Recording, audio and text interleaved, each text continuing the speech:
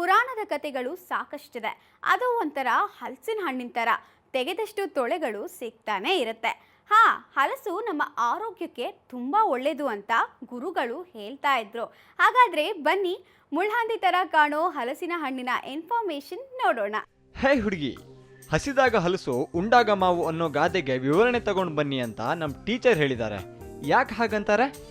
ಹೊಟ್ಟೆ ಹಸಿದಾಗ ಹಲಸಿನ ಹಣ್ಣನ್ನು ತಿಂದ್ರೆ ತುಂಬಾ ಹೊತ್ತು ಹಸುವಾಗೋದಿಲ್ಲ. ಹಾಗೆ ಊಟ ಆದ್ಮೇಲೆ ಮಾವಿನ ಹಣ್ಣು ತಿಂದ್ರೆ ಒಳ್ಳೆ ಜೀರ್ಣ ಆಗೋದ್ರ ಜೊತೆಗೆ ತುಂಬಾ ರಿಲೀಫ್ ಅನ್ಸುತ್ತೆ. ಯಾಕೆ ಹಲಸಿನ ಹಣ್ಣು ಹಾಗೆ? ಹಲಸಿನ ಹಣ್ಣಲ್ಲಿ ಅತ್ಯಧಿಕ ಪ್ರಮಾಣದ ಕ್ಯಾಲೋರಿ ಇರುತ್ತೆ. 100 ಗ್ರಾಂ ಹಲಸಿನ ಹಣ್ಣಲ್ಲಿ 95 ಭಾಗ ಕ್ಯಾಲರಿ ಇರೋದ್ರ ಜೊತೆ ಪೊಟ್ಯಾಷಿಯಂ, ಫೈಬರ್ ಹಾಗೂ ಯಥೇಚ್ಛವಾಗಿ ವಿಟಮಿನ್ ಸಿ ಸಿಗುತ್ತೆ. ಅದರಿಂದ ಹಲಸು ಆರೋಗ್ಯಕ್ಕೆ ಸೊಗಸು. ವಾವ್! ಹಾಗೆ ನಾವೇನೋ ಹಲಸು ಅಂತೀವಿ, ಬೇರೆ ಭಾಷೆಲೆಲ್ಲ ಏನು ಹೇಳ್ತಾರೆ ಕೇಳು. ಹಿಂದಿಲಿ ಕಟಹಲ್ ಅಂದ್ರೆ, ತಮಿಳಲ್ಲಿ ಪಲಾಪಜಂ ಅಂತಾರೆ, ಮಲಯಾಳಂಲಿ ಚಕ್ಕ ಅಂದ್ರೆ, ತೆಲುಗು ಮತ್ತು ಒರಿಯಾದಲ್ಲಿ ಪಣಸ ಅಂತಾರೆ, ಇಂಗ್ಲಿಷಲ್ಲಿ ಜಾಕ್ ಫ್ರೂಟ್ ಅಂತಾರೆ. ವಿಚಿತ್ರವಾಗಿದೆ ಹೆಸರುಗಳು. ಅದರ ಉಪಯೋಗಗಳು ತುಂಬಾನೇ ಇದೆ. ಅದರಲ್ಲಿರೋ ವಿಟಮಿನ್ ಸಿ ದೇಹದಲ್ಲಿ ಆಗೋ ಬ್ಯಾಕ್ಟೀರಿಯಾ ಇನ್ಫೆಕ್ಷನ್ ವಿರುದ್ಧ ಹೋರಾಡುತ್ತೆ. ಅಷ್ಟೇ ಅಲ್ಲ, ನಮ್ಮ ದೇಹದಲ್ಲಿನ ಬಿಳಿ ರಕ್ತ ಕಣಗಳನ್ನ ವೃದ್ಧಿಸುತ್ತೆ. ಇದರಲ್ಲಿ ಸಾಕಷ್ಟು ಪ್ರಮಾಣದ ಎ ಜೀವಸತ್ವ ಸಿಗೋದಕ್ಕೆ ಚರ್ಮ, ಕಣ್ಣು ಹಾಗೂ ಸ್ನಾಯುಗಳಿಗೂ ತುಂಬಾನೇ ಒಳ್ಳೇದು.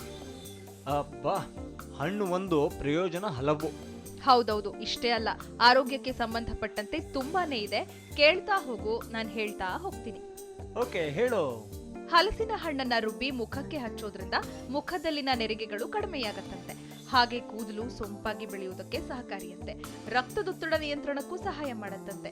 ಹಾಗೆ ಅಸ್ತಮವನ್ನ ಕಂಟ್ರೋಲ್ ಮಾಡೋದ್ರ ಜೊತೆ ಅನಿಮಿಯಾ ಅನ್ನೋ ನಿಶಕ್ತಿ ಆಗೋ ಕಾಯಿಲೆಗೂ ತುಂಬಾನೇ ಒಳ್ಳೇದಂತೆ. ಏನೇ ಇಷ್ಟೆಲ್ಲ ಒಳ್ಳೆ ಗುಣಗಳಿವೆ? ಹೌದು. ಹಾಗೆ ಹಣ್ಣು ಮಾತ್ರ ಅಲ್ಲ, ಕಾಯಿ ಕೂಡ ಬಹಳ ಉಪಯೋಗಕ್ಕೆ ಬರುತ್ತೆ. ಹಲಸಿನ ಕಾಯಿಯಿಂದ ಹಪ್ಪಳ, ಸಂಡಿಗೆಗಳನ್ನ ಮಾಡ್ತಾರೆ. ಮಲೆನಾಡಲ್ಲಿ ಅವನ್ನೆಲ್ಲ ವರ್ಷಗಟ್ಟಲೆ ಇಡ್ತಾರೆ. ಹಾಗೆ ಅದರ ಕಾಯಿಂದ ಮಾಡೋ ಸಾಂಬಾರ್ ಕೂಡ ಬೊಂಬಾಟಾಗಿರುತ್ತೆ. ಹಣ್ಣಿಂದ ಪಾಯಸ, ಕಡುಬು ಮಾಡ್ತಾರೆ. ಒಟ್ನಲ್ಲಿ ಇದರ ಅಡುಗೆ ಸೂಪರು. ಅಯ್ಯೋ, ಬಾಯಲ್ಲಿ ನೀರು ಬರ್ತಾ ಇದೆ. ಅಷ್ಟೇ ಅಲ್ಲ, ಇದರ ಎಲೆಗಳು ಸಖತ್ ಗಟ್ಟಿ ಇರುತ್ತೆ. ಅದನ್ನ ಕೆಲವು ಕಡೆ ಎಲೆಯಿಂದ ಪೊಟ್ಟಣ ಮಾಡಿ ಇಡ್ಲಿ ಬೇಯಿಸ್ತಾರೆ.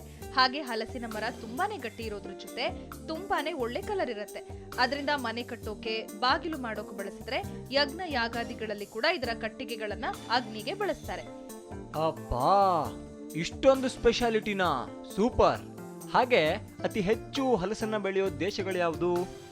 ವಿಯೆಟ್ನಾಂ ಮತ್ತು ಥೈಲ್ಯಾಂಡ್ ಅತಿ ಹೆಚ್ಚು ಬೆಳಿತವೆ. ಹಾಗೆ ಕರಾವಳಿ ಕಡೆ ಹಲಸಿನ ಹಣ್ಣಲ್ಲಿ ಬಕ್ಕೆ ಅನ್ನೋದು ಒಂದು ವಿಧದ ಹಣ್ಣು ತುಂಬಾನೇ ಫೇಮಸ್. ಹಾಗೆ ಬೇರು ಹಲಸು ಅನ್ನೋ ಒಂದು ತಳಿ ಹಣ್ಣಾಗೋದಿಲ್ವಂತೆ. ಹಾಗೆ ಬೋಂಡಾ ಮಾಡೋಕೆ ತುಂಬಾ ರುಚಿಯಾಗುತ್ತಂತೆ. ನಾನಂತೂ ನೀನ್ ಹೇಳಿರೋ ಮಾಹಿತಿ ಕೇಳಿ ಹಲಸಿನ ಹಣ್ಣಿಗೆ ಫ್ಯಾನ್ ಆಗೋದೆ.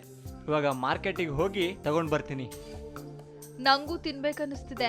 ಆದ್ರೆ ಅದನ್ನ ಕಟ್ ಮಾಡೋಕ್ಕೂ ಮುಂಚೆ ಕೊಬ್ಬರಿ ಎಣ್ಣೆ ಹಚ್ಚಬೇಕು, ಇಲ್ಲ ಅಂದ್ರೆ ಮೇಣ ಅಂಟ್ಕೊಳ್ಳುತ್ತೆ. ಓಕೆ, ಹೊರಡೋಣವಾ? ರೈಟ್. ಪುರಾಣದ ಕತೆ ಚೆನ್ನಾಗಿತ್ತು ಅಲ್ವಾ? ನೀವು ಇಷ್ಟಪಟ್ಟಿದ್ದೀರಾ ಅಂದರೆ ಅಪರೂಪಕ್ಕೆ ಇಂಥ ಕತೆನ ಅಜ್ಜಿ ಹೇಳ್ತಾಳಂತೆ. ಸರಿ, ಮುಂದಿನ ಸಂಚಿಕೆಯಲ್ಲಿ ಸಿಗ್ತೀನಿ. ಕತೆ ಮತ್ತು ಮಾಹಿತಿ ಚಿತ್ರ ತರ್ತೀನಿ.